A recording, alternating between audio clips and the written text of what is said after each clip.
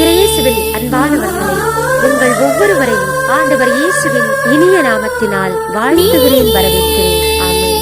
இன்றைய நாளுக்கான இறைவார்த்தை உணவு திருப்பாடல் 34:8. ஆண்டவர் எத்துணை இனியவர் என சுவைத்து பாருங்கள், அவரிடம் அடைக்கலம் புகுவோர் பேறு பெற்றோர். ஆமென். இயேசுவில் பிரியமானவர்களே, தாகமுள்ளவன் மேல் தண்ணீரை ஊற்றுவேன் என்று சொன்ன ஆண்டவரின் வார்த்தையின்படி ஆண்டவருடைய இறை வார்த்தைகளை ஆர்வத்துடன் கேட்க கேட்க ஆண்டவரை நீங்கள் சுவைத்து இன்புறுகிறீர்கள். நீங்கள் பேர் பெற்றவர்களாகவும்